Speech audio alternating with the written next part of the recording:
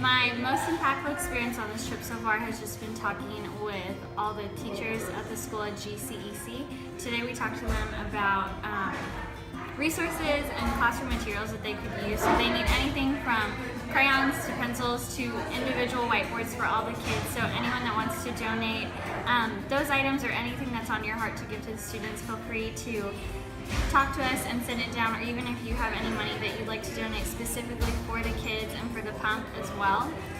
All of that's appreciated, and we know that the kids would really appreciate it. Go. So one of the craziest things I definitely think in Nicaragua was the prison, and it was just the terrible environment that these people found themselves in.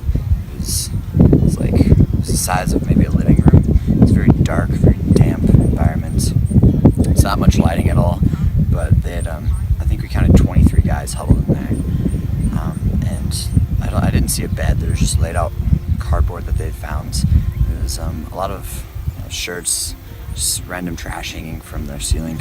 Although they were in such a dark, damp, terrible environment, I don't think any one of them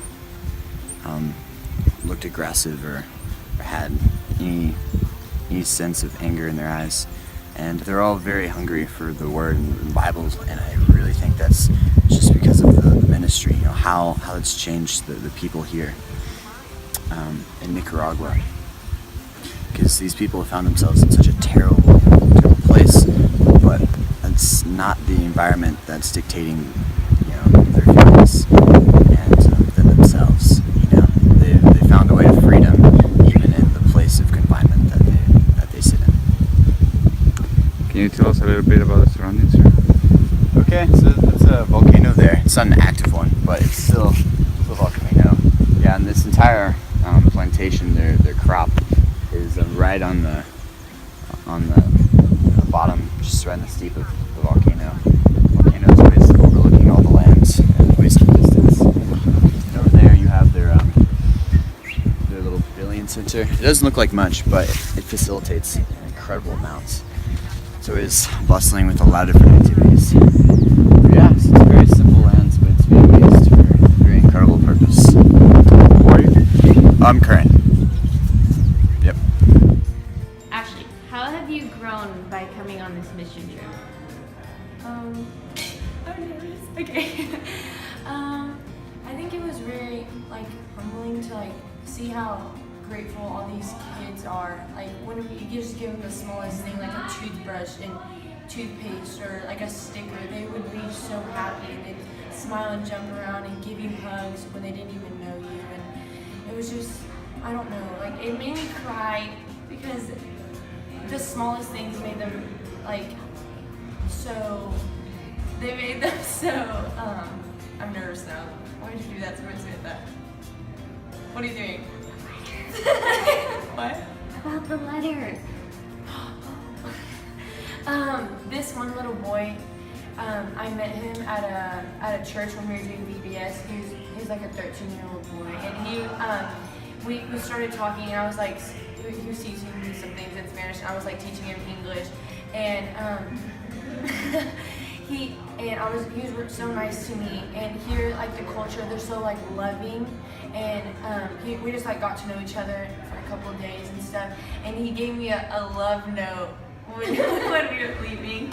He gave me a love letter, and he drew this huge heart on this piece of paper for me, and it said, "Te quiero mucho y que Dios te bendiga." That means I love you and God bless you. I don't know, it was just really sweet. And Well, eating s'mores. The heart was eating s'mores. And It had a big it'll make me remember this trip forever. All the little things. And those kids are so happy, and they just run up to you and give you hugs and kisses, and they don't even know you, and it's just so amazing. Yeah. Sabrina, Yes. what was your favorite part about this trip? My favorite part about this trip was it was probably going to the school because the little kids there were very receptive. We didn't give them much, but they were really receptive to everything, and we sang them songs, and they taught us songs, and they practiced their English with us, which was kind of encouraging to see the fruits of the teachers' labor. So I really look forward to coming back to Nicaragua. Me too. I love it. I never want to leave. Hi, my name is Sydney Lopez, and in Nicaragua I learned that it's more important to appreciate what you have and who you have around you instead of like how much money you have. Because I've seen the people here who are happy with their families and aren't really worried about how much money they have. That's what I learned. Can you tell us what happened here? We got stuck. I need to be full, man. And we were trying to put all of us in the back of the truck to go to the school, and we got stuck. Oh, you're kidding. So So where is the school? Down that far? that way. I can see it. Look right here. It's the GECE school, and that's kindergarten, first grade, and 3 and 4 year olds. Okay. And they build by grade. And we need $1,000 to get a water pump for the school, so that way they can have water pumped to them, so they can be off the grid and don't have to pay. Okay, great. So Thank you. help. Thank you.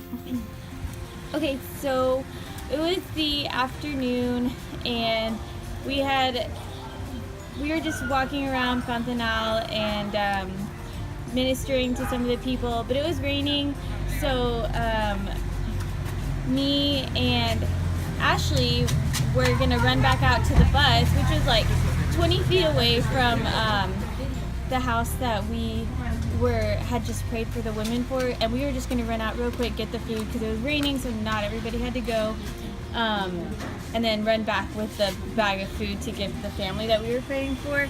So we run out there and look to the side in the street, and it was right there, and we saw this guy get like stabbed with a machete in his arm right here. And then so the city, like the little area, became like this big ruckus, and so we ran into the bus and we were like, oh my gosh, what do we do? So it was kind of just like a crazy situation, and it was scary, but luckily our driver Alejandro took good care of us and he drove us away, so we didn't see anything else of the accident.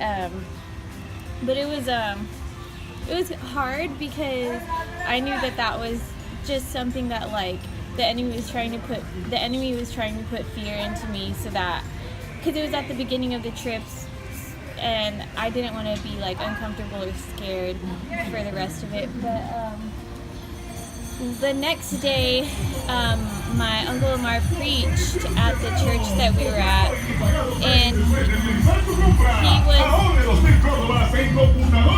talking